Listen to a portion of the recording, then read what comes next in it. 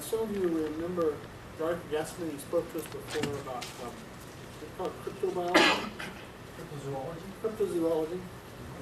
And so here's a little announcement to make. Hi, I'm the Vice President of the South Bay Creation Science Association, counterpart of Jim. Been involved with them about, oh boy, since 1986 anyway, several years. And one of the things that got me excited about creation science was when a man handed me a rock with a footprint in it, and then he showed me a picture of where that rock with that footprint in it came from. And you could see clearly three-toed dinosaur footprints in the same strata. Fired me up for creation science from that point on. Well, time went on, and I've always been very interested in dinosaurs and man coexisting throughout history. They all got on the ark. They all got off the ark.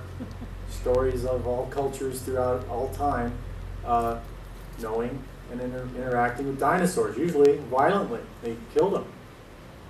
Or they would refer to them as dragons because the word dinosaur wasn't invented until 1800s. Well, then in 1996, Dr. Thomas Kindle, creation lecturer, has been here, I imagine. Oh, you got to get Thomas Kindle. Outstanding man of God. He is a creation evangelist, itinerant, all over the United States. He told me about Dr. Carl Baugh doing research in Papua New Guinea on living pterosaurs. I'm just going, living? What do you mean alive? You mean a dinosaur or flying dinosaurs alive? He goes, yeah, alive. He gave the evidence. The eyewitnesses are very credible. So he went over there. And I shortly after that got involved. There's been 6 trips by the Papua New Guinea research team over there. And the Papua New Guinea research team has developed into what it is today. It was initially just Dr. Baugh getting support and getting help and members. And it has culminated into a brand new area. Now we have good reports from the mainland of Papua New Guinea, from New Britain, a very large island there, the Manus Islands, which is a small island chain where a smaller variety lives. All these other areas I mentioned have a pretty good size variety. In the Manus Island chain, they describe creatures that fly, that look like pterosaurs. These are the tailed variety, of about 4 to 7 foot wingspan. Those are little ones. On the mainland in New Britain, they describe them anywhere from 6 feet all the way up to over 20 feet, averaging somewhere around 11 feet. Well, now we've been doing research. We are very close. We have pictures of, oh, they glow at night like fireflies, for those of you who haven't heard. Yeah, I know, another thing. Another wrench in the works. They are bioluminescent, and believe it or not, they're referred to in Scripture. Isaiah 30, verse 6, you could look it up, refers to the fiery flying serpents alongside animals like camels, donkeys, lions, and vipers. So you know those animals. But now we have a little more insight into what the fire-flying serpent might be. We first heard about pterosaurs in Papua New Guinea. We didn't know they glowed. Then we found out later as we did the research that they glowed. Now we have a brand new research location. I cannot tell you whether it's the Manus Islands or New Britain or the mainland or any other spot. I have to leave it completely hidden and secret to the world until we really get a quality evidence to show you. But 2 nights ago, Scott Norman and I here, he is our newest associate to the Papua New Guinea team. We have returned from an expedition, and I'd like him to share now what he saw. Hi, my name is Scott, as Scott Normandy said. I'm also, give a little my background. I'm president of Crypto Safari, which is a cryptozoological organization that researches pterosaurs, living dinosaurs. Back in 1991, it's been a while now. I've gone over to Africa to look for Mokele and Bimbe, which we believe to be living a sauropod dinosaur. We've done some research down in Peru looking into an unknown primate there, and then recently working with Garth and the others on pterosaur sightings, worldwide. a couple nights ago, about 2 a.m. in the morning, I had a figure fly over my head, over a building and into a field. The figure was at least had a 8 to 10 foot wingspan. The wings are sort of bat-like.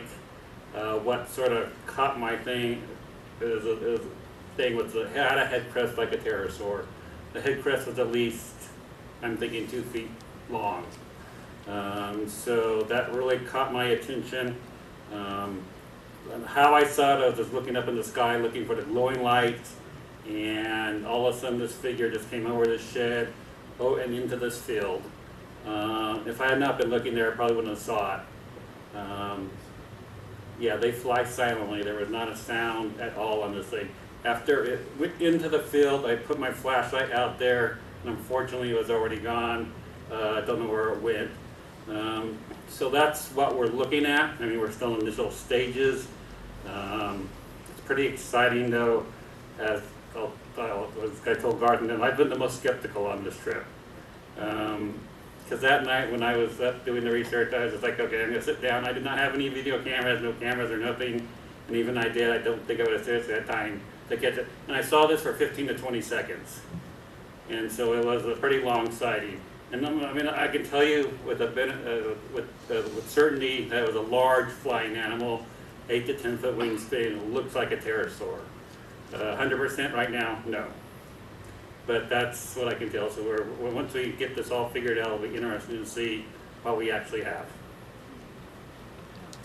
There was a little more to it. We were told that the creatures, we were told 4 things. First of all, there's this big giant creature in their area that has a big head crest, a long tail with a diamond-shaped flange, pterosaur-like wings. The whole, it looked like a pterosaur, flying kind of dinosaur. Now, that's technically not a good term, flying dinosaur, but it communicates. It communicates the proper term being pterosaur. There's a pterosaur there. Then he presents a picture, a video to us. He sent it to us.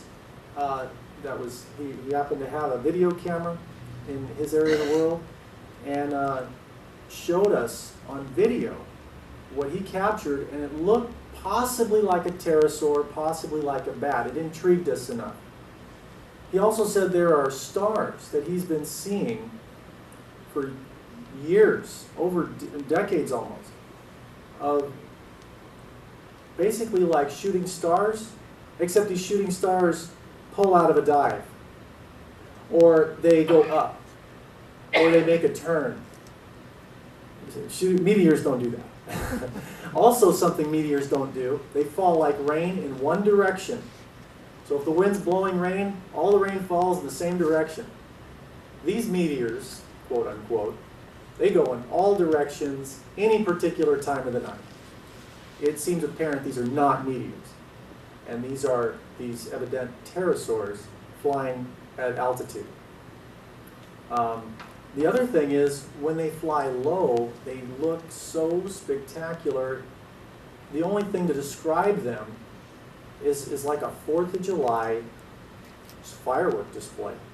They'll streak across the sky with a tail so big and sparkling, it doesn't look like anything else but a big, giant 4th of July display. All 4 of these were observed while we were there. Both the creatures and the phenomenon of light were all observed. So this is exciting stuff, and it's not over. There are 2 members in the field as we speak, and when it is dark in their time zone, they plan to put out rodents and snares, and they're going for capture tonight. We got to keep them in prayer for success and, of course, for safety.